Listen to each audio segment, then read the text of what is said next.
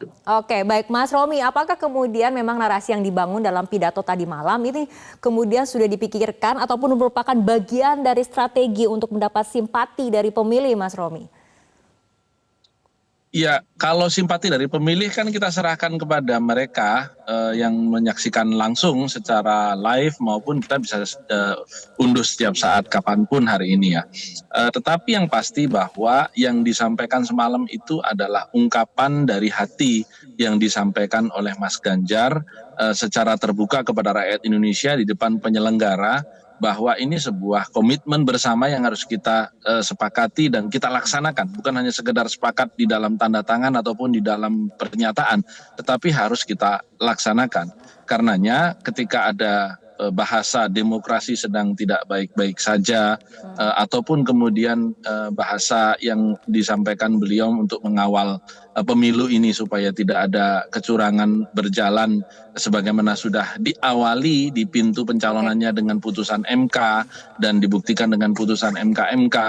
Ini saya kira adalah seruan yang wajar dari seorang Ganjar Pranowo dan Mahfud yang kalau tadi dikatakan bagian dari pemerintahan, seperti yang saya katakan, karena hampir semua partai politik kecuali Demokrat dan PKS yang ada di luar pemerintahan ini juga sekarang yang merupakan bagian dari 3 pasangan, ya saya katakan kekuasaan itu terfragmentasi dan karenanya tidak semua bagian dari kekuasaan itu memiliki akses satu sama lainnya. Sehingga ini adalah seruan moral dan berangkat dari hati nurani yang bersih dan jujur begitu. Oke, ke Bang Herman. Bang Herman, tadi Mas Romi mengatakan ini ungkapan dari hati. Apakah tapi ungkapan dari hati ini merasa bagi kubu Prabowo Gibran merasa disudutkan tidak dengan ungkapan dari hati ataupun narasi yang dibangun ini? Ya, ada kata-kata bijak yang menurut saya bisa menjadi rujukan gitu ya. Bahwa ketika satu telunjuk menunjuk orang lain, menuduh orang lain, bahwa sesungguhnya 3 jari jemarinya sedang menunjuk dirinya sendiri. Saya kira sudah jelas lah Pak Prabowo sudah mengatakan bahwa setuju bahwa pemilu ini harus dilaksanakan secara jujur, adil, kemudian langsung, umum, bebas, rahasia. Tentu ini adalah prinsip-prinsip dalam kepemiluan. Dan kita kan berbicara berkumpul bersama juga di lingkungan penyelenggara pemilu. Dan kami juga memiliki pengalaman panjang di dalam pemilu ya. Satu hal yang ingin kita wujudkan ya yang pemilu damai, jurdil, luber, dan tentu juga pemilu yang ini menjadi pesta demokrasinya rakyat. Jadi kalau kemudian memantik dengan menuduh-nuduh, menunjuk-nunjuk, saya kira ya mari kita introspeksi saja gitu. Tapi dan bahkan Anda demokrasi kalau melihat saat ini sedang baik-baik saja atau tidak dari kubu Prabowo Gibran, Bang Herman? Untuk berbohong aja tidak bisa kok, apalagi untuk berbuat tidak baik gitu ya. Ini yang menurut saya menjadi modal dasar kepribadian. Ayo kalau memang konteksnya akan melakukan adu gagasan, visi, misi, ke depan bagaimana program mewujudkan Indonesia maju ke depan, Indonesia yang setara dengan negara-negara lain, ya tentu mari kita wujudkan secara bersama-sama. Negara kita bersama. Gitu.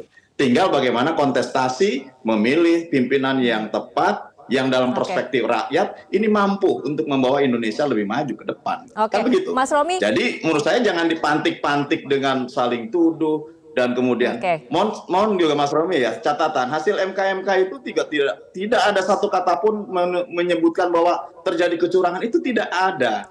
Semuanya ada dalam koridor etik, 9 hakim juga terkena oleh etika. Itu tidak ada satu kata pun menyebutkan curang, itu tidak ada. Jadi jangan juga kemudian membelokkan fakta. Fakta kan ada di dalam hasil rumusan dari MK. Saya begini Mas Herman ya, kalau kita mengatakan pelanggaran etika berat itu bukan kecurangan, saya tidak tahu lagi. Karena itu kan hanya bahasa lain saja. Tentu bahasa kecurangan tidak akan digunakan oleh seorang hakim apalagi ketua majelis etik. Ya kan, tapi yang seperti yang digambarkan sudah sederhana ketika sepak bola itu keputusannya mana yang disebut dengan aturan dan di kartu merah, tapi kok ini hasilnya sudah berlaku, gitu loh. Jadi sudah dilakukan, ya mari kita terima proses hukum ini dengan baik. Bang Herman dan juga Mas Romi. Oke, kita ke Bang Rey. Bang Rey, Kita berharap tentunya Siap. pemilu adalah mengenai adu gagasan, adu program yang terbaik untuk negeri ini. Menurut Anda apakah itu masih bisa tercapai atau nantinya kemudian narasinya hanya akan bergulir dan berkutat seperti ini saja, Bang Rey? Ya, sebetulnya ini nggak bisa dipisahkan satu sama yang lain. Akan selalu kaitannya dengan situasi yang sedang berkembang saat ini kan. Misalnya ketika Ganjar menyebut soal anti KKN dalam pidatonya tadi malam itu kan dia merujuk persoalan yang sedang terjadi saat ini. Dan akan selalu begitu. Maka sebetulnya menurut saya bukan diselesaikan dengan mari ya bicara yang lebih damai, enggak gitu. Jadi sebetulnya ya pertengkaran itulah di ide lah pertengkaran itu dimulai, bukan di fisik gitu loh, bukan di jalanan gitu. Nah oleh karena itu ya beradu gagasan saja. Kalau saya kira Ganjar tadi malam itu udah mulai memancing kan, bagaimana yang mengatakan bahwa demokrasi kita sedang tidak baik-baik saja. Yang kedua adalah ada persoalan KKNisme yang makin menguat gitu ya. Yang ketiga penegakan hukum dan seterusnya. Nah itu aja sekarang jual beli gagasan aja di wilayah itu. Dan sekaligus tadi malam saya mengatakan dengan itu kayaknya Ganjar mulai mencitrakan dirinya sebagai tokoh baru yang akan konsen pada setidaknya 3 isu itu. Isu anti KKN, isu demokrasi yang lebih beradab, yang lebih santun gitu ya. Dan yang ketiga adalah soal penegakan hak asasi manusia gitu.